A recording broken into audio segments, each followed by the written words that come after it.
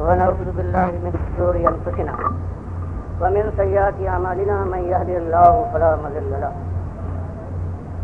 ومن يضلل فلا هادي له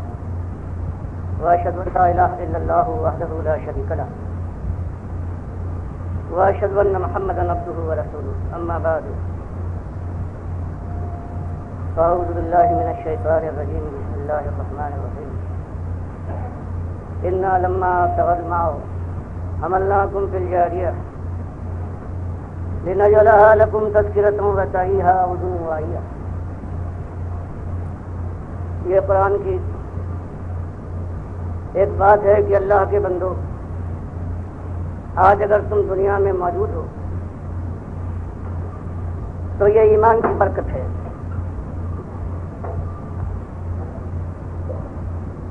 کیونکہ جتنے لوگ ہمارے رسول نوح علیہ السلام کے ساتھ موجود تھے، وہ جب دو حصوں میں بٹ گئے دعوت حق کے بعد، اور نوح علیہ السلام نے 950 سال تک وہی ایک مسئلہ اٹھایا، ایمان کا مسئلہ، جس کے لیے پوری انسانیت کو پروردگار عالم نے آزمائش میں ڈالا ہے. تو مالک فرماتا ہے اس کے بعد ہم نے فیصلہ فرما دیا اور سارے بے ایمانوں کو، سارے کافروں اور مشرکوں کو ہم نے آسمان کے پانی اور زمین کے ابلنے والے سوتوں سے سب کو ہم نے ڈبو مارا ہے. صرف ان ایمانداروں کو بچایا ہے جو کشتی میں سوار تھے. وہی مالک یاد دلاتا ہے کہ ایمان کی ناقدری کرنے والوں، ایمان کو اپنا لباس اور پیراہن سمجھنے والوں کہ جس طرح سے چاہو پہنو اور جس طرح چاہو اتار پھینکو. حالانکہ آج تمہاری زندگی ہے، یہ بھی ایمان کی مرہون منت ہے کہ انا لما طغى الماء حملناكم في الجارية. آج جو تم دنیا میں براجمان ہو تو اس کی وجہ یہ ہے کہ تمہارے وہ دادا جو نوح علیہ السلام کے زمانے میں تھے ایماندار تھے، ہم نے ان کو کشتی میں سوار کرنے کے بعد بچا لیا. ان کی نسل چلی ہے اور آج ان کی نسل سے تم دنیا میں موجود ہو، ورنہ ایک کافر کو ہم نے نہیں چھوڑا تھا. تو پہلی تو بات آپ کے سامنے یہ ہے کہ اللہ کا شکر ہے کہ جو آپ کے اور ہمارے دادا نوح علیہ السلام کے زمانے میں موجود تھے وہ ایماندار تھے، ورنہ آج ہم اس دنیا میں نہ ہوتے. مالک فرما رہا ہے اس لیے تاکہ اس کو ہم ایک یاد دہانی کے طور پر اور جو سننے والا کام ہے اس کو یاد رکھے کہ ایمان کی ناقدری نہ کرو. ایمان اصل چیز ہے، ایمان ہی کی وجہ سے آج تم زندہ ہو اور ایمان کے خلاف آواز اٹھاتے ہو، ایمان کے دشمن ہو، کفر اور شرک کے علمبردار بنے جاتے ہو. پہلی بات تو یہ تھی آپ کے سامنے لانے کی. اور اس کے بعد یہ دل کی ایک گمزدہ آواز آپ کو سنانی تھی کہ آج وہی بات ہے. یہ امت مسلمہ مشرق اور مغرب میں پھیلی ہوئی ہے. آسمان کے تاروں اور سمندر کی موجوں کی طرح سے اس کی تعداد ہے، اور آج ساری دنیا میں اس کے ماتھوں پر ٹھوکریں ہیں، اس کے منہ پر تھوکا جا رہا ہے. اس کی آبرو کے کفن تار تار ہیں، اس کی لاشوں پر دوسروں کے تخت بچھتے ہیں. اس کی مائیں اور بہنیں ہندوؤں، سکھوں اور یہودیوں کے بستروں پر اولادیں جنما رہی ہیں. اس کی وجہ آج جو اللہ کی کتاب کے اوپر سے ایمان ہٹتا جا رہا ہے، مالک کی بات کے اوپر اعتماد ختم ہو رہا ہے، بے اعتمادی کا دور ہے.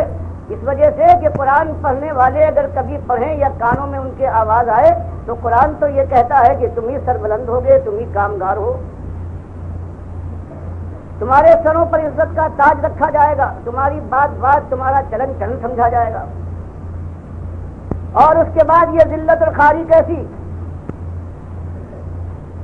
تو آج کا مسلمان یہ سمجھتا ہے کہ یہ قرآن میں تسلی دی تھی، مالک نے کس تسلی تھی؟ اس لیے کہ وہ سمجھتا ہے کہ ہمارا ایمان صحیح ایمان ہے، ہم ایمان پر قائم ہیں اور اس کے بعد بھی ذلیل اس کے معنی یہ ہے کہ اللہ کے فرمان میں کوئی بات ہے، اللہ نے دل بڑا کرنے کے لیے یہ بات کہی۔ تو آپ سے خدمت میں صرف یہی بات میں لانا چاہتا ہوں کہ للہ اس خیال کے اندر نہ مبتلا ہوئیے، غور کیجئے کہ بات کہاں گئی ہے، پہنچی کہاں تک ہے۔ اللہ کی بات صحیح، اصلی بات جو ہمارے اندر پیدا ہوئی ہے کلمہ پڑھنے والوں کے اندر، اور وہ اصلی بات یہ ہے کہ ان کا ایمان نہیں رہا۔ ان کے ایمان میں کفر نے داخل ہونے کے بعد ان کے ایمان کو بدل دیا ہے، شرک نے آلودہ کرنے کے بعد ان کا ایمان ان کے پاس باقی نہیں رکھا۔ اور یہی میں آپ کے سامنے انشاءاللہ پیش کرنے کی کوشش کروں گا۔ اصلی بات یہ ہے، یہ چیز ہے، یہ زہر ہے جو آج مسلمان امت جو کہلاتی ہے اس کی رگوں میں دوڑ رہا ہے، اور جب تک اس کا مداوع نہ ہو، اس کو نہ روکا جائے اور اس کے زہر کا تریاق میسر نہ کیا جائے، اس وقت تک یہ دنیا بھی نہ بدلے گی اور یہ ذلت اور خاری کا سما یوں ہی بندھا رہے گا، اور جو اٹھتا جائے گا آپ کے شوروں کے اندر صبح و شام جب تک قیامت نہ ہو آپ نہ آئے، اور اس کے بعد پھر ہمیشہ کی جہنم کے سفر کر دیا جائے۔ اس سلسلے میں آپ کے سامنے ایک اپنی واردات بیان کرنا چاہتا ہوں کہ جوانی کا عالم تھا۔ ایک حکیم الامت کہلاتے، قرآن کا ذکر اعمال قرآنی ایک ان کی مشہور کتاب میرے سامنے آئی۔ اس وقت بھی کھٹک پیدا ہو رہی تھی، غلامی کی زنجیروں میں ہم جکڑے ہوئے ہیں، اور ہر طرف اللہ کے بندے جو ایماندار کہلاتے ہیں وہ ذلیل و خوار ہیں۔ اس حکیم الامت کی کتاب اعمال قرآنی کے نام کے پڑھنے کے بعد جب اس کو دیکھا ہے تب پتا چلا کہ اصلی بات کیا ہے۔ آج جو ایمان اس امت کے اندر ایمان مانا جاتا ہے، اور اس ایمان کے علمبردار جو حکیم الامت کہلاتے ہیں، اس کتاب کے ایک دو باتیں آپ کے سامنے ہیں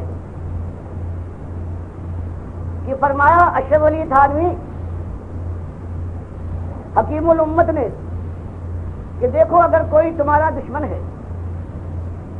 اس سے بدلہ لینا چاہتے ہو تو اس کے بعد ایک مٹی دریا تلاش کرو کسی ہندو کی قبر کی، ایک یہودی اور عیسائی کی قبر کی مٹی لاؤ، اور ایک برباد جو ڈھایا ہوا مکان ہے اس کی مٹی لانے کے بعد ایک ہانڈی میں اس کو رکھنے کے بعد اس کو سندروس اور کندروس کی دھونی دو، اور پھر اس کے اوپر قرآن کی یہ آیت پڑھ کر پھونکو اور تھوڑی سی مٹی لے کر اپنے دشمن کے گھر میں پھینکو اور پھر تماشا دیکھو، لیکن دیکھنا کہ جتنی سزا دینا چاہیے اس سے زیادہ سزا نہ دینا۔ تو یہ ایک چیز، یہ حکیم الامت کی ایک چیز دماغ میں آنے کے بعد پھر یہ ہوا اگر ایمان یہ ہے، اگر یہ شوبدہ گری اس کے معنی ایمان ہے اور اس چیز کو پیش کرنے والے امت کے حکیم اور دانا کہلاتے ہیں، تو آخر وہ لا الہ الا اللہ اور محمد رسول اللہ کا معاملہ ہے، وہ اگر اس طرح سے برباد نہ ہو تو وہ بربادی کا اور کیا انجام ہونا چاہیے۔ اس کے بعد کچھ اور بڑا ہوا، تفسیر پڑھنا شروع کی، پہلے سورہ فاتحہ اٹھا کر دیکھیے کہ ایاک نعبد و ایاک نستعین، کہ مالک ہم تیرے بندے ہیں، صرف تیرے بندے، تیری بندگی کرتے ہیں اور تجھ ہی سے مدد مانگتے ہیں۔ اس کے اوپر حاشیہ دیکھا، اور حاشیے میں حقیقت یہی ہے کہ اللہ ہی سے مدد مانگنا چاہیے، لیکن اگر کسی اللہ کے مقبول بندے کو رحمت الہی کا واسطہ مان کر غیر مستقل سمجھ کر اگر اس سے بھی استعانت ظاہری کی جائے، یعنی اس کو بھی پکار لیا جائے کہ یا رسول مدد اور یا علی مشکل کشا تمہاری دعائی ہے، تو اس کے بعد یہ بھی جائز ہے اور یہ بھی استعانت الہی سے تعلق ہے۔ در حقیقت اس کے معنی یہی ہے، اور یہ جب تفسیر عثمانی کے اندر یہ پڑھا اور محمود الحسن صاحب نے یہ 3 پاروں کی تفسیر اور حاشیہ خود لکھا ہے تو دماغ سے ساری چولیں ہل گئی کہ وہ آیت کی جو خالص توحید کے لیے شرک مستقل رد ہے، اب اس کی یہ تعویل ہو رہی ہے کہ اگر کسی مقبول بندے کو رحمت الہی کا محض واسطہ سمجھ کر اس کو پکار لیا جائے تو اس کے بعد یہ بھی جائز ہے، اور یہ بھی ایاک نعبد و ایاک نستعین کے اندر آتا ہے، تو اس کے بعد پھر یہ ایمان نے اپنا سر کیا۔ اور اس کے بعد مفتی اعظم کی جب تفسیر چھپی، مفتی شفیع صاحب کی بالکل یہی بات ان کے اندر اور تلاش کی تو شاہ ولی اللہ اور ان کے خاندان کے اوپر نگاہ پڑی، حجت اللہ البالغہ پڑھی، معلوم ہوا کہ اگر یہ لوگ کہتے ہیں کہ علی رضی اللہ تعالیٰ عنہ تشریف لے آتے ہیں، مدد کرتے ہیں، غوث کا صحیح معنوں میں بغواد والا، یہ فریاد رس ہے، داتا دیتا ہے، تو بتاؤ کس طرح سے اس کو رد کرے؟ شاہ ولی اللہ صاحب تو حجت اللہ البالغہ میں لکھتے ہیں کہ جیسے کچھ مرد ہوتے ہیں ان کے اندر زنانہ پن ہوتا ہے، کچھ عورتیں ہوتی ہیں ان کے اندر کچھ مردانگی کے آثار ہوتے ہیں، اسی طرح سے کچھ ایسے فرشتہ صفت اللہ کے بندے ہوتے ہیں کہ جب وہ وفات پاتے ہیں تو ملائکہ کے ساتھ وہ داخل ہو جاتے ہیں، ان کے اوپر بھی اللہ الہام کرتا ہے، جیسے ملائکہ اللہ کے حکم سے دنیا کے کاروبار میں اللہ کا حکم چلاتے ہیں، فرمایا یہ بھی ان کے ساتھ مل جاتے ہیں۔ تو اب یہ دیکھنا ہے کہ آخر یہ کیا دین ہے کہ جس طرف جہاں کہیں ہاتھ رکھو، اب انفاس العارفین جب ان کے خاندان کی جب خدائی کی داستان سنائی، انفاس العارفین شاہ ولی اللہ لکھنے کے بعد لکھتے ہیں کہ میرے تایا ابو رضا محمد مسجد میں بیٹھے ہوئے تھے کہ ایک شخص آیا اور اس نے کہا کہ اولیاء اللہ تو ہوا کرتے تھے، فرمایا کہ میرے دایا نے یہ بات سنی ہے اور غصے کے ساتھ کہا کہ کیا مراد ہے تیری کہ اولیاء اللہ ہوا کرتے تھے؟ اس نے کہا حضور اور کیا کہوں، اب کہاں؟ لکھتے ہیں کہ میرے تایا نے پوچھا کہ کوئی نام تو لے، اس نے کہا بایزید بستانی رضی اللہ تعالیٰ عنہ ہے۔ کہتے میرے تایا نے پوچھا کہ آخر وہ کیا کرتے تھے، بتاؤ ان کی کرامت۔ اس نے کہا حضرت ان کا عالم یہ تھا کہ کسی کے اوپر نگاہ ڈال دے تو اس کے بعد وہ طرف کر مر جاتا۔ کہتے پوچھا کہ اور؟ اس نے کہا اور کیا حضرت، یہ کچھ کم ہے؟ تو شاہ ولی اللہ صاحب لکھتے ہیں کہ میرے تایا نے کہا کہ میرا حال یہ ہے کہ میرے دل کو اللہ کے نبی صلی اللہ علیہ وسلم نے اپنے دل کے نیچے رکھ کر وہ تربیت دی ہے کہ اگر میں ایک نگاہ ڈالوں تو انسان تڑپ کر مر جائے، اور اگر میں چاہوں دوسری نگاہ ڈالوں تو وہ پھر جی کر کھڑا ہو جائے۔ اور پھر یہ صرف کہا نہیں بلکہ رحمت اللہ موچی درخت کے نیچے مسجد میں کھڑا ہوا تھا، آپ نے اس کے اوپر ایک نگاہ ڈالی اور وہ تڑپ کر زمین پر گر۔ جو شخص کہہ رہا تھا کہ اب ولی اللہ نہیں ہوتے، اس سے کہا دیکھ یہ شخص مر گیا یا زندہ ہے؟ اس نے دیکھنے کے بعد کہا حضور وہ مر گیا۔ تو تایا صاحب نے فرمایا کہ اگر تو کہے تو زندہ کر دوں۔ کہتے ہیں کہ ہاں اس شخص نے کہا حضور اس سے بڑی بات کیا ہو سکتی ہے؟ تو تایا نے نگاہ ڈالی دوسری اور وہ اٹھ کر کھڑا ہو گیا۔ تو معلوم ہوا ایک بات صرف ایک نمونے کے طور پر آتی، ورنہ ہزاروں ایسی باتیں ساری بھری ہوئی ہیں۔ تب یہ معاملہ سمجھ میں آیا کہ اصلی بات وہی ہے، یہ امت چاہے ریگزار کے ذرات کی طرح سے پھیل جائے، لیکن ایمان سے صحیح دامہ ہونے کے بعد پھر جو کیفیت ہے یہ تو اللہ کی رحمت ہے بنو اسرائیل کے ساتھ تو اللہ نے 2 مرتبہ اس سے کئی زیادہ کیا ہے. سورہ بنو اسرائیل میں جو آیا ہے کس طرح سے ان کو برباد کیا ہے. یہ تو ایک امت کی بربادی تو ہے. تو میرے بھائیوں یہ بات ہے. پھر وہ بات سمجھ میں آئی کہ اصلی بات کیا ہے. اور جب یہ بات سمجھ میں آئی ہے تو اس کے بعد ذہن صاف ہو گیا کہ بات وہی ہے, وہی قرآن و سنت کی بات, کہ وہی بات اٹھنا چاہیے. ایمان اصل ہے جس کے لیے مالک نے فرمایا ہم نے تم کو تماشا گاہ میں سیر گاہ کے اندر نہیں بھیجا ہے. یہ روشوں پر گلگشت کرو, خوشوں پر ہاتھ مارو اور پھولوں کی سیج پر پیر پسار کے سو جاؤ, اور اس کے بعد یہاں سے اٹھتے جاؤ اور یا تو کچھ نہ ہو یا جنت کے دروازے آواز دے ادھر آؤ. فرمایا یہ بات نہیں بلکہ قرآن اور حدیث کے اندر تو یہ ہے کہ اللہ کے بندوں بڑی شدید آزمائش میں تم کو اللہ نے دنیا دے کر, دنیا کا سامان دے کر, خیر و شر کا راستہ کھول کر تم کو بڑی شدید آزمائش میں ڈالا ہے. اور وہ آزمائش یہ ہے کہ تم خالص اس کے بندے بن جاؤ, اس کے سامنے سر جھکا دو, اس کے فرما بردار بن جاؤ. وما خلقت الجن والانس الا لیعبدون. اور اس نے کہا کہ دیکھو آسمان میں نے بنایا, زمین میں نے بچھائی, ہوائیں میں چلاتا ہوں, ماں کے پیٹ کے 3 اندھیروں میں رزق دینے والا تمہارا میں تھا, اس کی چھاتیوں کو میں نے تیار کیا تھا. اور دیکھنا سب کچھ ہو جائے, بڑی سی بڑی خطا کر لینا, لیکن فلا تجعلوا للہ اندادا وانتم تعلمون. دیکھنا زنہار کہیں یہ نہ ہو جائے کہ میرے ساتھ میرے بندوں کو, میرے محتاجوں کو, میرے ساتھ میری ذات میں, میری صفات میں, میرے حقوق میں, میرے اختیارات میں کہیں تم ساتھی و شریک بنا دو. بس ایک بات ہے, ناقابل معافی ہے بغیر توبہ کے. تو جو ایمان کی حیثیت تھی وہ آہستہ آہستہ وہ چھٹتی گئی, ذہن سے وہ دور ہوتی گئی, اور پھر اس کی جگہ ایسا اطمینان دلایا گیا جب یہ نظریہ بار پا گیا کہ ہر چیز اللہ کی ذات کا ایک حصہ ہے, وحدت الوجود,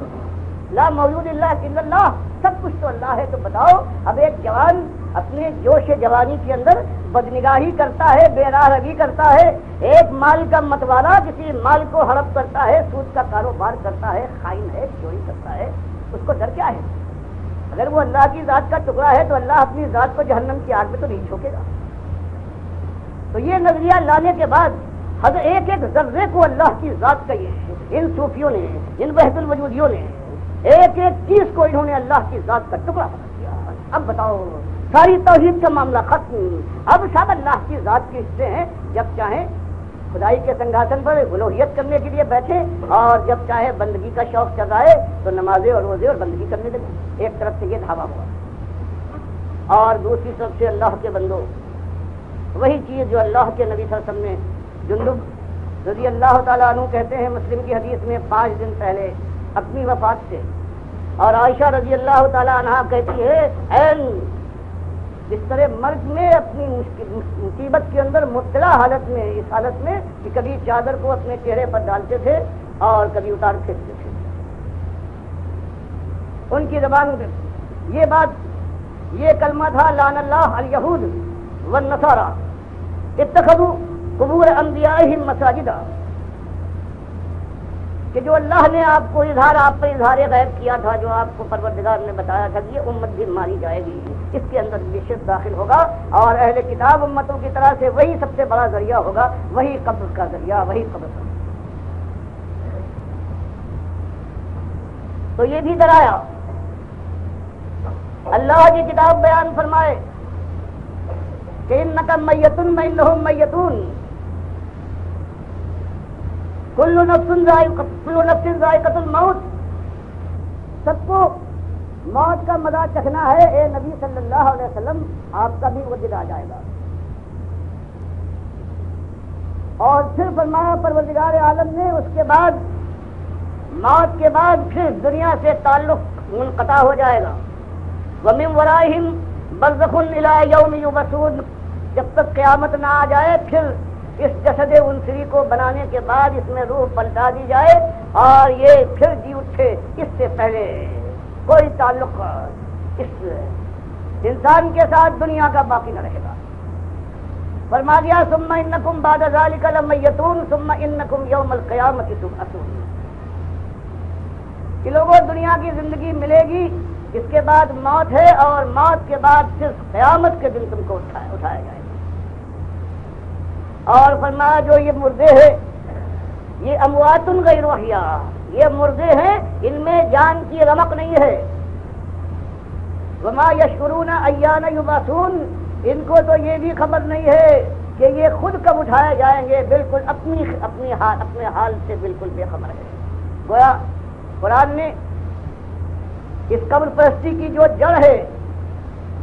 کہ یہ قبر والا زندہ ہے، دیکھتا ہے، سنتا ہے، دعا کرتا ہے، اس جڑ کو قرآن نے یوں ختم کیا. اور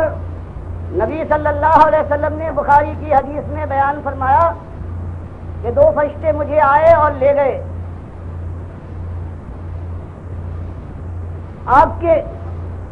مقامات بھی دکھائے ہیں یہاں، اور اس کے بعد جنت دکھائی، جنت کے بعد جنت الفردوس میں لے گئے. میں نے تعریف کی سب سے اچھی جگہ یہ ہے.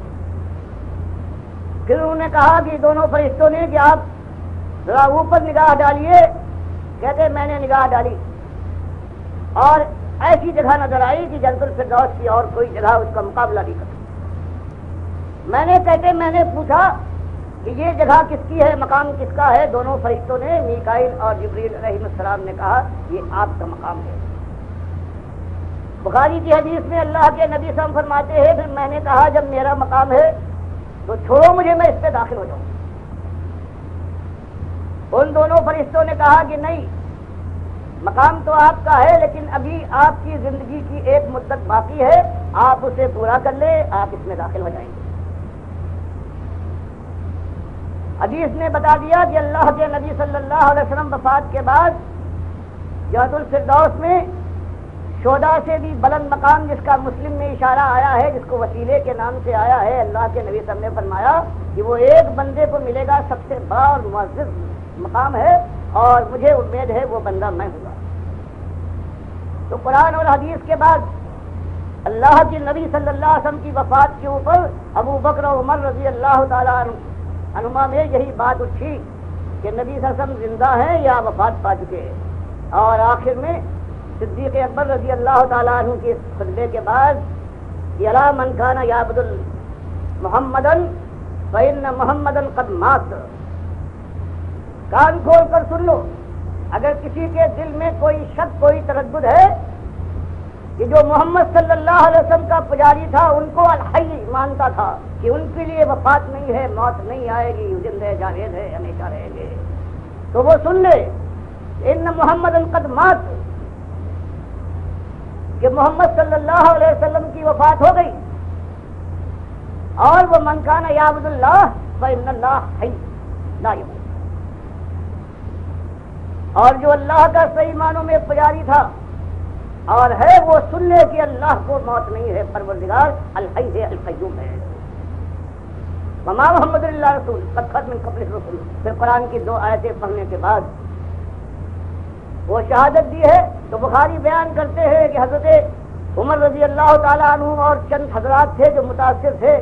وہ ہوش میں آ گئے، اور اس کے بعد سب کی زبان پر یہ آیتیں جو پہلے ہمیشہ پڑھتے تھے وہ جاری ہو گئی. تو گویا اس طرح سے قرآن، حدیث اور اجماع صحابہ اس بات پر کہ اللہ کے نبی صلی اللہ علیہ وسلم کی وفات پر. اور آج دنیا کا کیا عالم ہے کوئی دنیا میں کوئی ایک ایسا مسلک جو یہ کہہ دے کہ ہم نہیں مانتے اللہ کے نبی صلی اللہ علیہ وسلم کو قبر کے اندر زندہ ہے، وہاں درود و سلام پڑھا جائے سنتے ہے؟ کوئی آج ایک مسلک بتائے کوئی اللہ کا بندہ ہے جو مسلک کہلاتا ہے؟ چاروں یہ مسلک، پانچواں، چھٹا، آٹھواں، دسواں، کوئی ایک آج دنیا کے اندر مسلمانوں کا کوئی ایک مسلکی گروہ نہیں ہے جو یہ مانتا ہو کہ اللہ کے نبی صلی اللہ علیہ وسلم وفات پا گئے اور اب سنتے نہیں ہیں. اب قبر کے اندر وہ مردہ ہے، ان کی لاش ہے، اور باقی ان کے اندر یہ طاقت نہیں ہے کہ سنیں اور جواب دے، یا فرشتے جن اس درود و سلام کو جو دور سے پڑھا جائے، جس سے کہا جاتا ہے اللہم صلی، اے اللہ تو رحمت فرما. سب سے بڑی توحید کی بات کہ اہل کتاب امت نے اپنے پیغمبروں کو اللہ کے ساتھ شریک ٹھہرایا ہے. اللہ کے نبی صلی اللہ علیہ وسلم نے ہم کو ہدایت کی کہ جب آپ کا نام آئے تو اس کے بعد اللہ سے دعا کرو، کہو اللہم صلی علی محمد، کہ اللہ رحمت فرما محمد صلی اللہ علیہ وسلم. اور جب تم یہ کہو گے تو فوراً تمہارا ماتھا ٹھنکے گا کہ اللہ کے نبی صلی اللہ علیہ وسلم اللہ کے ساتھ شریک نہیں ہو سکتے، ورنہ ہم ان کے لیے دعا کیوں کرتے اللہ سے؟ تو ایک عقیدہ وہ کہ وہاں دور سلام سنتے ہیں اور سنتا ہے وہ جو زندہ ہو، اور دوسرا جو تو کفر ہے اللہ کا. اللہ نے فرمایا آمن الرسول بما انزل الیہ من ربہ والمؤمنون. یہ وہ دو آیتیں ہیں جن کے لیے اللہ کے نبی صاحب نے بخاری مسلم کی حدیث میں بیان کیا ہے کہ یہ کسی نبی کو اس طرح سے یہ عظمت کی چیزیں نہیں ملی ہیں. معراج میں مسلم کی روایت ہے کہ جہاں 3 چیزیں اللہ نے مجھے دی ہیں، 5 وقت کی نماز اور یہ خواتین میں سورہ بقرہ، اور تیسری چیز یہ ہے کہ آپ کی امت میں کوئی مہلکات سے مہلکات زانی ہو، قاتل ہو، اگر میرے پاس آ گیا تو میں اس کو معاف کر کے رہوں گا ایک شرط پر، لا یشرک بی شیئا، میرے ساتھ وہ مشرک بن کر نہ آیا ہو. تو اللہ نے یہ فرمایا کہ یہ کتاب ہے، جو کتاب یہ کہہ جائے اور جو اس کی تفسیر بیان کر دے ہمارا نبی اور وہ ثابت ہو جائے، اس سے جو اعراض کرے اس کے علاوہ اپنی چلائے تو وہ طاغوت کا پرستار ہے، اور جس کی بات اس معنوں میں مانتا ہے وہ طاغوت ہے. اور آج دنیا میں طاغوت کی بندگی ہو رہی ہے. کوئی ایک مطلب نہیں ہے جو یہ نہ مانتا ہو کہ اللہ کی کتاب کا کہنا چاہے وہ کہتی ہو لیکن اس کے اندر استثناء ہے. اللہ کے نبی صلی اللہ علیہ وسلم یہ بہرحال زندہ ہیں اور قبر میں قیامت سے پہلے زندہ ہیں، سنتے ہیں اور جواب دیتے ہیں. اور اللہ کی بجائے جو اللہ فرماتا ہے اللہ ترجع الامور کل، سارے اعمال اللہ کے پاس فیصلے کے لیے پہنچتے ہیں. لیکن یہ عقیدہ کیا ہے آج سارے امت مسلمہ کا کہ یہاں جو ہم درود پڑھے دور سے قبر پر تو خود سنتے ہیں، دور سے پڑھے تو فرشتے عربی بھی نہیں جانتے کہ ہم نے اللہ کو مخاطب کیا ہے. اللہم صلی، وہ ان سارے اعمال کو لے کر یا اس درود کے الفاظ کو لے کر جا کر قبر نبی صلی اللہ علیہ وسلم کے اندر آپ کے اوپر پیش کر دیتے ہیں. یہ وہ شرک ہے کہ آج امت کے ہر وقت کے اندر دوڑ رہا ہے. اور اللہ اس گالی کو مالک فرماتا ہے ایک گالی برداشت، ان اللہ لا یغفر ان یشرک به ویغفر ما دون ذلک لمن یشاء. اور ابن آدم شتمنی، یہ کافر اور مشرک ایمان کے معاملے میں جو بگاڑ پیدا کرتا ہے یہ مجھے گالیاں دیتا ہے. تو یہ امت نمازی امت ہے. آج دنیا میں کوئی ایسی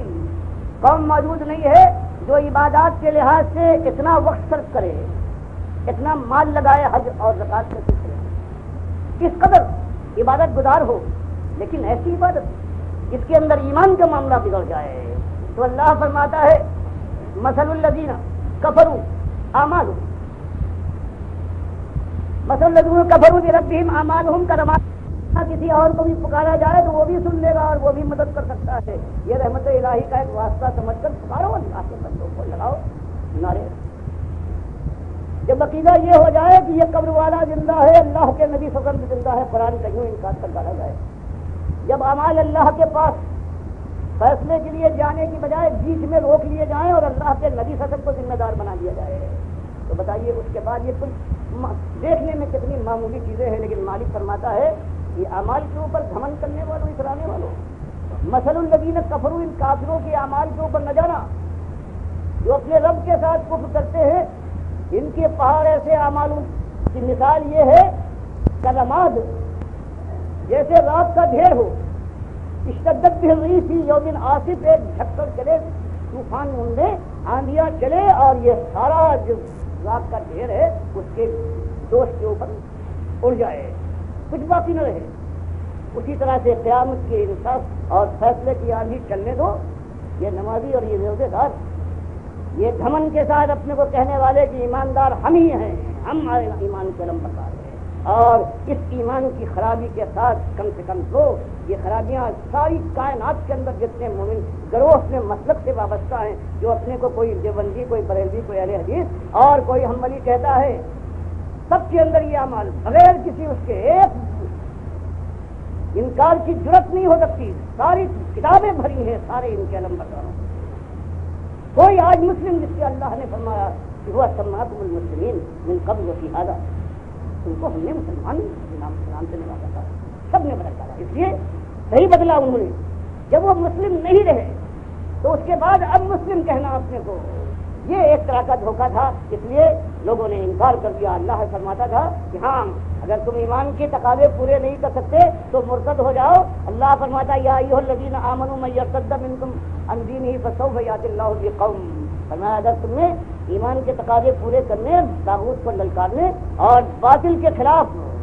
جان لگانے کا بوتا نہیں ہے، تم ٹھنڈی ٹھنڈی چھاؤں میں چلنا چاہتے ہو، تو سب سے اچھی بات یہ ہے کہ ارتداد کا اعلان کر دو، کہہ دو کہ ہم ایماندار نہیں ہیں، ہم نہیں مانتے۔ تو آج عملاً وہی کہہ کے زبان سے کوئی اقرار نہ کرے، دل میں نہ اترے، کیسے اترے؟ یہ منبر و محراب ہیں، ایمان کی بات کبھی نہیں چھوڑتے۔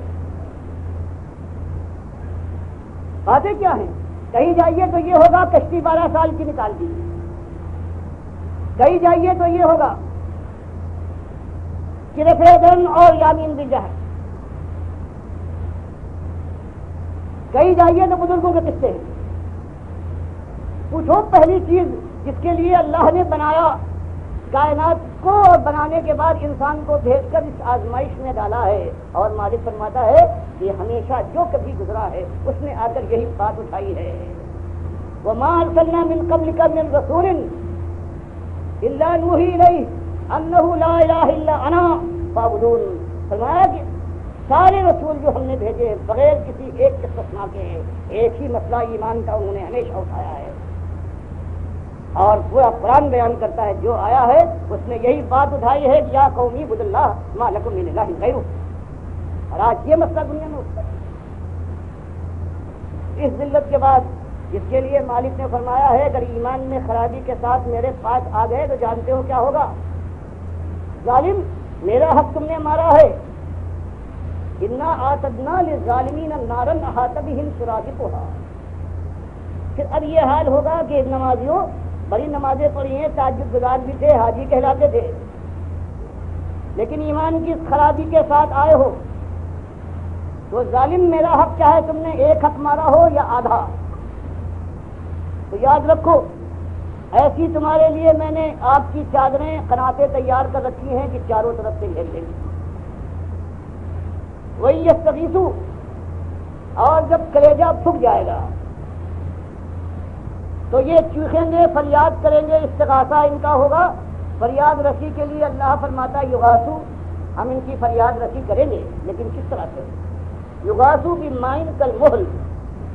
ایسا پانی ہم ان کو پلائیں گے جب چیخیں گے۔ یہ ظالم مشرک اور کافر، ایمان کے ساتھ دغا کرنے والے دنیا دار، ایمان کی بات کو دبا جانے والے، فضائل کا ذکر کرنے والے، نمازیں ان سے پڑھوانے والے جن کے لیے اللہ فرماتا ہے ان پر نماز فرض نہیں، ان الصلاۃ کانت علی المؤمنین کتابا موقوتا۔ مالک فرماتا ہے ہم نے نماز ہر ایک پر فرض نہیں کی ہے، ہم نے تو صرف اس ایماندار کے اوپر جس کے ایمان میں کوئی خلل نہیں ہے، بالکل خالص ہے، اس کے لیے 5 وقت کی نماز فرض کی۔ یا ایھا الذین آمنوا کتب علیکم الصیام، اے ایمانداروں سچے تم پر روزہ فرض کیا ہے، ہم نے ہر ایک کو مکلف نہیں بنایا ہے۔ ان کے لیے تو دوسرے جو ہیں ان کے لیے جہنم کی آگ ہے۔ تو فرمایا کہ ایسی آگ، ایسی قناتیں ہیں کہ گھیر لیں گی، اور جب فریاد کرے گا یہ پانی پلاؤ تو مالک فرماتا ہے پانی پلایا جائے گا، لیکن کیسا؟ کالمہل۔ عبداللہ ابن مسعود رضی اللہ تعالیٰ عنہ کہتے ہیں مہل کے معنی یہ ہے کہ ایک تانبے کی دھات کو لو، گرم کرو آگ کے اوپر، اور اس کے بعد اتنی گرم ہونے کے بعد وہ جب پگھل جائے اور وہ بننے لگے، تو یہ ہے مہل، سمجھ لو ایسا مہل ہوگا، اور ایسا پانی دیا جائے گا رقیق، اور جب قریب پہنچے گا یشفی الوجوہ، چہروں کو بھون ڈالے گا۔ یہ تو شراب وساعت مطلب، تو لوگوں کیسا برا مشروب ہے یہ، کیسی بری مزمانے والی، اور اس کے مقابلے میں ایماندار جھوپڑی سے نکلنے والا ہے۔ رب اشرف اکبر مدفون بالابواب لو اقسم علی اللہ لابرہ۔ بخاری مسلم کی حدیث میں یہ ایسا ہے میرا مخلص بندہ، اشعثا بال پریشان، دن رات کی محنت مزدوری، غربت کی تنگی ہے، اب بڑا بدن عطا ہوا ہے گرد و غبار سے، مدفون بالابواب، ایسے دروازوں پر جہاں دربان ہوتے ہیں پہنچ کر داخلہ چاہے تو دھکا دے کر اسے واپس بھیج دیا جائے، اور لیکن وہ مجھے اتنا محبوب ہے، لو اقسم علی اللہ، اگر اللہ کو کوئی قسم دلا دے لابرہ، تو اللہ اس کی قسم کھلا سکے گا، اس کو حانث نہ کرے گا۔ تو یہ دونوں چیزیں آپ نے دیکھی، دونوں انجام ہیں۔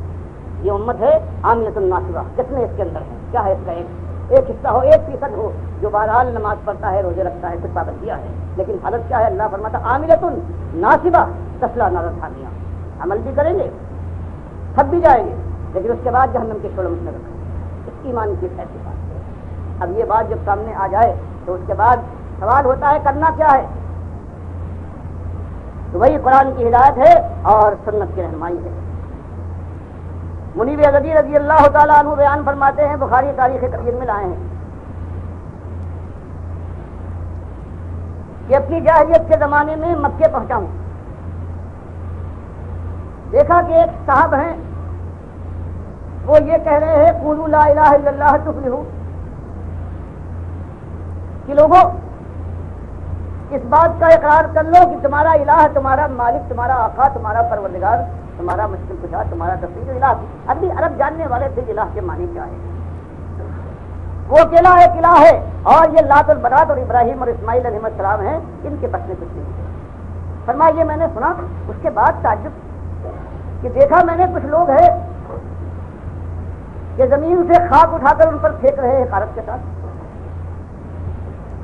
کچھ لوگ ہیں جو گالیاں دے رہے ہیں، اور کچھ کا حال یہ ہے جو منہ پر تھوک رہے ہیں۔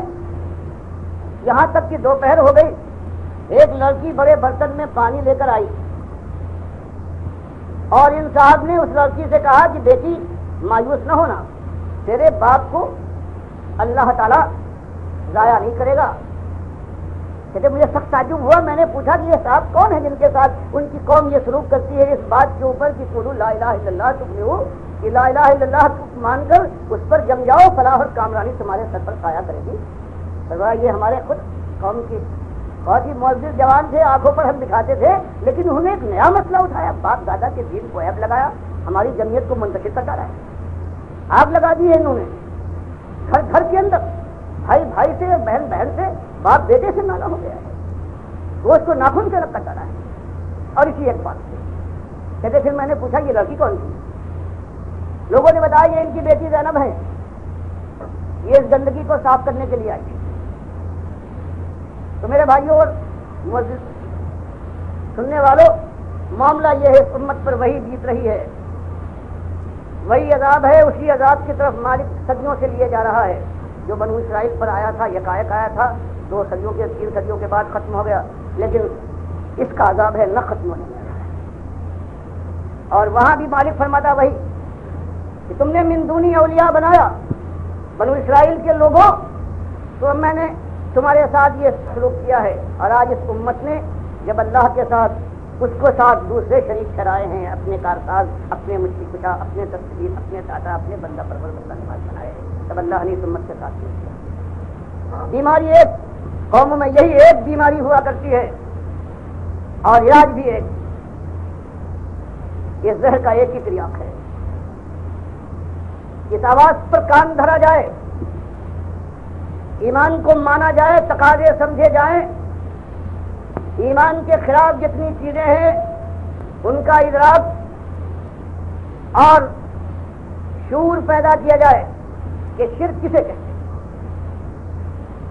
اور شرک پھیلانے والے کفر کے داعیان گزرے ہیں جن کو رحمت اللہ علیہ، جن کو امام مانا جاتا ہے، وہ طاغوت کون سے ہیں، انہوں نے کیا چیز پھیلائی، قرآن اور حدیث کے مقابلے میں کس طرح سے انہوں نے اپنی بات چلائی ہے، جب تک وہ بات قوم کے سامنے کھول کر نہ لائی جائے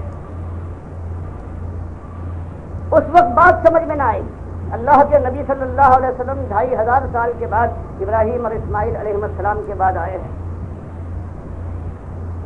اور قوم پوچھتی ہے کہ آپ کیا نئی بات لائے ہیں؟ مانتے ہیں اللہ کو،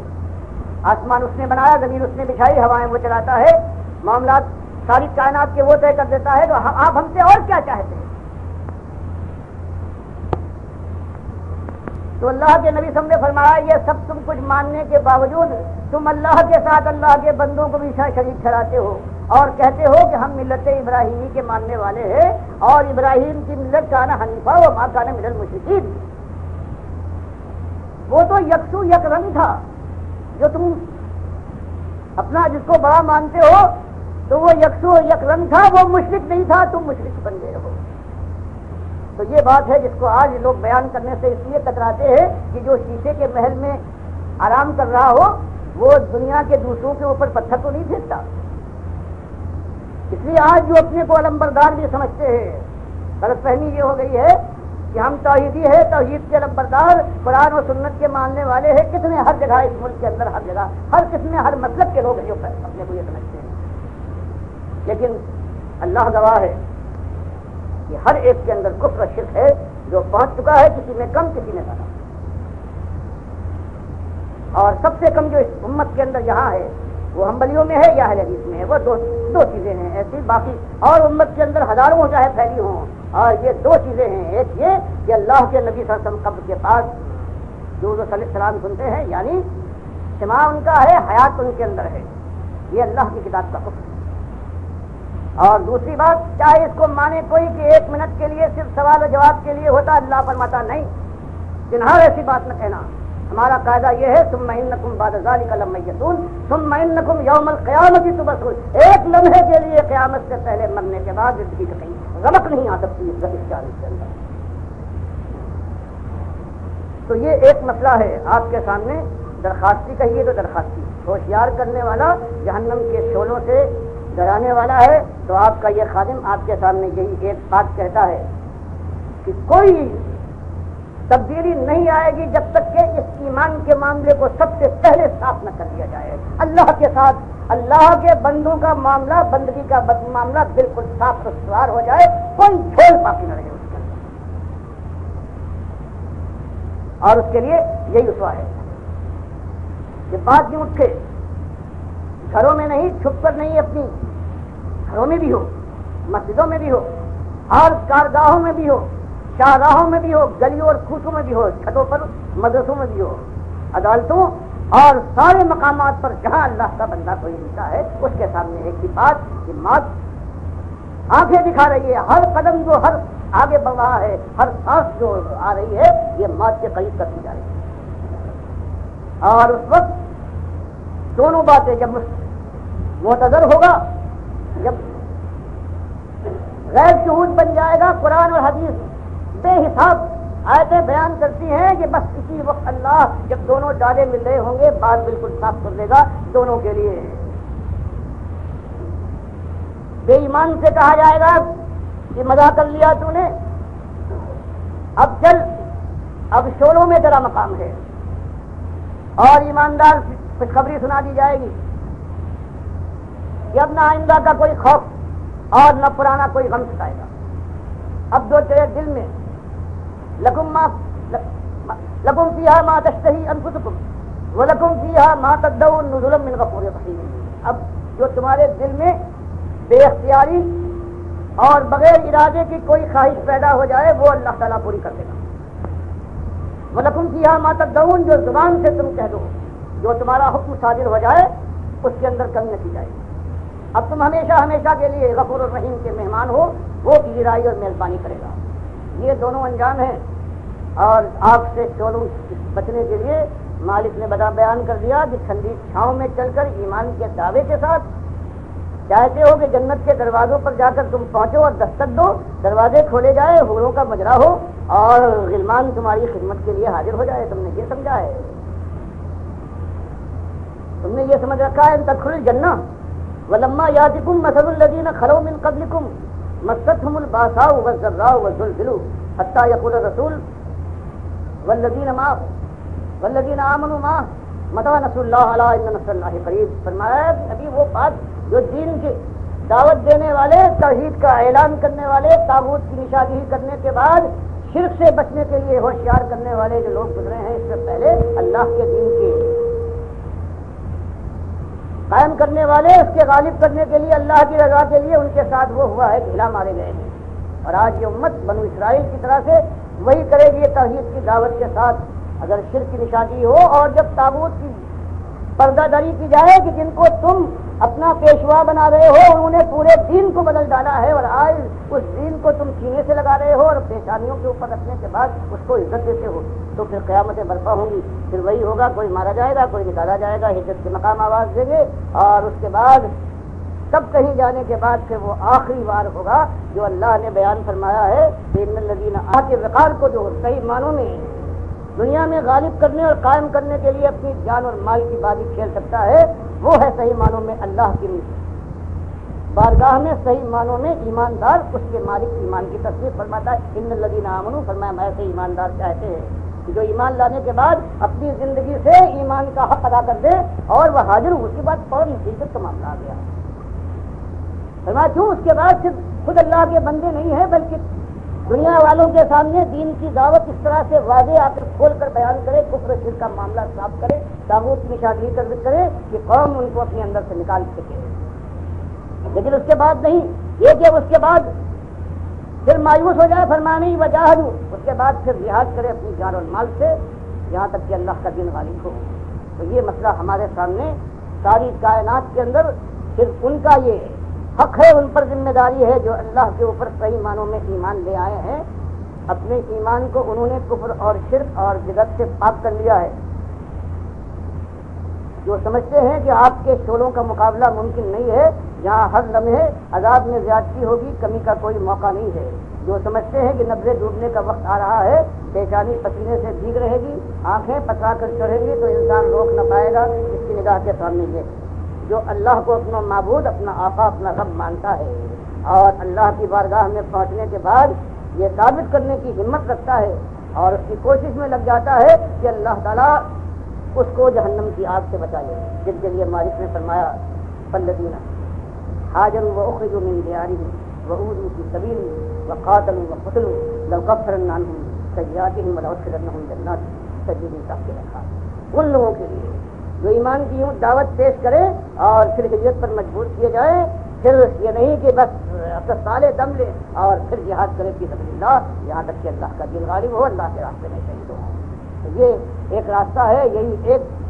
طریقہ ہے، اس کے علاوہ کہیں کوئی طریقہ نہیں، کسی سے دشمنی نہیں، صرف اللہ کے دشمنوں سے دشمنی ہے، اور دشمنی بھی ایسی نہیں کہ کوئی انتقامی کارروائی ہو، بلکہ ترس کھانا چاہیے جن کے پاس آج اللہ نے توفیق سے ایمان کی یہ نعمت دے دی ہے، ان کو چاہیے کہ آج جو دنیا بھٹکی ہوئی ہے ان کے اوپر ترس کھائے، ان کو برباد کیا ہے انہیں پیروں اور مولیوں نے، ان کو بتایا جائے کہ اللہ کے بندوں یہ تمہارے کام نہ آئیں گے، یہ تمہارے دشمن ہے، خالص مال اور دنیا کے لیے کر رہے ہیں، سب کہیں جا کے یہ معاملہ آئے گا اور پھر اللہ تعالیٰ وہ دن بھی دکھائے گا کہ اللہ کی راہ میں یہ اللہ کے بندے ہیں، ایک بڑھتے جائیں گے، توفیق دے گا پروردگار، آزمائشوں کے اندر مالک سہارا دے گا، اور وہ آزمائشیں پروردگار جو بوتے سے باہر ہیں ان آزمائشوں میں نہ ڈالے گا، پروردگار کی رحمت یہی ہوگی، اور پھر وہ دن بھی آ جائے گا اس دھرتی کے اوپر کہ جو بخاری مسلم کی حدیث میں آیا ہے کہ قیامت نہیں آئے گی جب تک وہ دن یہ زمین نہ دیکھ لے کہ اس کی پیٹھ کے اوپر سوائے مومنوں کے ایک کافر بھی نہیں ہوگا، اس لیے جزیہ ختم کر دیا جائے گا، کوئی کافر موجود نہیں ہے، عیسائیوں کا کوئی نام و نشان نہیں ہوگا، اس لیے نبی صلی اللہ علیہ وسلم نے فرمایا کہ صلیب ناپید ہوگی اور خنزیر کا پتہ نہیں ہوگا، یہ بخاری مسلم کی متفق علیہ۔ اور مسلم میں ایک زیادت ہے کہ اس زمانے میں 7 سال ایسے گزریں گے کہ سارے مومن ہوں گے اور 2 مومنوں کے درمیان کوئی بغض، کوئی حسد، کوئی رنجش بات نہ پا سکے، اس کے بعد پھر شیطان کا وار ہوگا، آہستہ آہستہ کفر و شرک پھیلے گا، ایک وقت ایسا آ جائے گا کہ ایک ہوا چلے گی اللہ کی طرف سے اور جو مومن ابھی تک ہے کافر مشرک نہیں ہوا ہے، چاہے گناہگار ہو چکا ہو، اس کو وہ ڈھونڈ کر پالے گی، چاہے وہ کہیں چھپ جائے، اور وہ لگے گی اور وہ مر جائے گا۔ اب جو کافر مشرک ہو چکے ہیں وہی اس دنیا کے باسی ہوں گے اور اللہ ان کے اوپر دنیا بے شمار نشاور کر دے گا، اور یہ دیوانے گدھوں کی طرح سے دنیا پر پھر پڑیں گے اور اس کی خرمستی میں اسی طرح سے مبتلا ہوں گے کہ ان کے اوپر قیامت کا زلزلہ آئے گا، ونفخ فی الصور، اور سور میں پھونک مار دی جائے گی۔ تو یہ ایک روداد ہے، اور اس کا لب لباب یہ ہے کہ قوا انفسکم واہلیکم نارا، بچاؤ اللہ کے بندوں اپنی جانوں کو اور اپنے اہل عیال کو جہنم کی اس آگ سے کہ جس کے اندر جانے کے بعد پھر چھٹکارا ملے، اور اس کے لیے نسخہ کیمیا ہے کہ اٹھو اللہ کے بندو، اللہ کا نام لے کر اٹھو، اللہ کے دین کو قبول کرنے کے بعد سنت کو راہ بناؤ، مشل راہ بناؤ، اور اس کے بعد پھر وہ نمازیں جہاں ہیں اسی انداز سے، وہ روزے ہیں، وہ حج ہے، وہ زکوٰۃ ہیں، اور وہ ساری سنت اور کی پابندیاں ہیں، بالکل اسی انداز سے خلوص کے ساتھ پوری سمجھ اور ہوش و حواس کے ساتھ احساس کے ساتھ یہ کام کیا جائے اور پھر اللہ کے بندوں کو دعوت دی جائے اور ان سے کہا جائے کل نفس ذائقۃ الموت، ہر نفس کو موت آنے والی ہے، اور انما توفون اجورکم یوم القیامہ،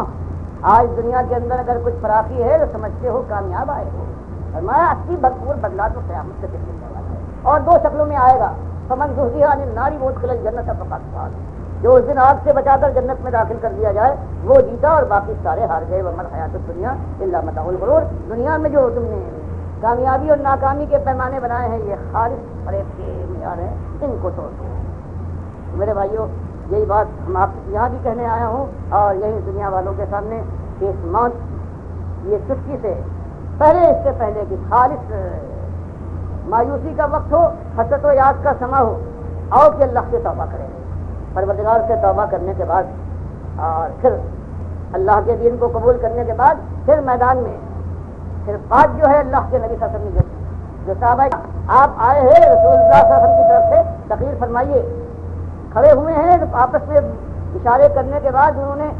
اشارہ کیا ہے اپنے ساتھی کو اور پیچھے سے نیزہ مارا ہے جو ان کی پیٹھ میں لگنے کے بعد سینے سے پار ہو گیا ہے، خون کا فوارہ پھوٹا ہے دل سے ہٹ جانے سے، اور ان کی زبان سے بجائے اس کے کہ لعنت اور ملامت کی کوئی بات نکلتی، بخاری مسلم روایت کرتے ہیں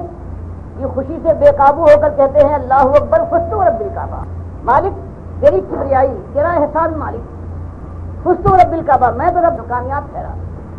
تب وہ چیز آئے گی اس ایک بات کے اوپر، اسی واقعہ تحسبن الذین قتلوا فی سبیل اللہ امواتا بل احیاء عند ربہم یرزقون، یہ جیسے میدان جنگ والے کے لیے ہے یہ کہ جو اللہ کی راہ میں شہید کر دیا جائے، ویسے ہی اللہ کے دین کی صحیح دعوت دیتے ہوئے کسی کافر اور مشرک ہاتھوں وہ شہید کر دیا جائے تو اس کا بھی یہی حال ہے، براہ راست سیدھا جنت میں پہنچ جائے گا۔ جیسے مسلم کی حدیث تفسیر میں آئی ہے کہ اللہ تعالیٰ اس روح کو لے کر نئے جسم جنت الفردوس کے ہرے رنگ کے دیتا ہے اور اپنے عرش کی نورے کا انتظام کرتا ہے، اور پھر جب یہ مزے اڑا لیتے ہیں تب ان سے مخاطب ہو کر پوچھتا ہے کہ شہدا تمہیں کچھ اور چاہیے؟ تو سارے کہتے ہیں کہ مالک سب کچھ مل گیا، سارے وعدے پورے ہوتے ہیں، کوئی ایک تمنا نہیں ہے۔ 3 بار جب یہ پوچھنے کے بعد نبی صلی اللہ علیہ وسلم فرماتے ہیں مسلم کی حدیث میں کہ پھر یہ شہدا آپس میں کوئی نہ کوئی بات مانگنا چاہیے ورنہ اللہ برابر یہی پوچھتا رہے گا۔ تب انہوں نے کہا کہ مالک ایک تمنا ہے کہ ہماری ان روحوں کو جن کو تو نے ان ہرے جسموں میں ڈالا ہے جنت الفردوس میں جہاں مزہ کر رہے ہیں، ان جو پہلی شہادت کے وقت ملی تھی بس اس کی تمنا ہے، وہ ایسی ہے وہ جنت میں ملی ہے۔ تو یہ چیز ہے معلوم ہوا یہ اللہ تعالیٰ پوچھتا بھی ہے اور پھر قیامت سے پہلے دنیا میں شہداء کو واپس کرنے کے لیے تیار نہیں ہے۔ یہ ایک ایسی چیز ہے آپ کے سامنے، اللہ توفیق دے، مالک سب کو توبہ کریں جس طرح سے قرآن میں آتا ہے۔ حضرت ہود علیہ السلام یہی کہتے ہیں کہ جو کچھ تم نے کیا ہے یہ تمہیں بھی معلوم ہے اور بات تمہارے سامنے صاف آ گئی ہے، تو یا قوم استغفروا ربکم ثم توبوا الیہ، اللہ سے معافی مانگو، توبہ کر کے پلٹو، یرسل السماء علیکم مدرارا، اس دنیا میں بھی پروردگار عالم آسمان کو رحمتوں کا دھارا بنا کر برسا دے گا اور آخرت میں جنت کی بادشاہت سے لہلاتے ہوئے باغات سے قدم چومیں گے۔ اللہ مجھے بھی توفیق دے اس بڑھاپے میں جماعوں کی ایمان کے ساتھ خلوص کے ساتھ اللہ کے راستے میں جہاد کی زبان کا بھی ہے، اس کے بعد اللہ جہاں جہاں تک لے جائے سب کو مالک توفیق دے اور سارے سننے والوں کو اور ان کے متعلقین کو پروردگار عالم جہنم کے شعلوں سے محفوظ کر کے جنت کی پہاڑوں سے سفر کر دے۔ اقول قولی ھذا واستغفر اللہ لی ولکم۔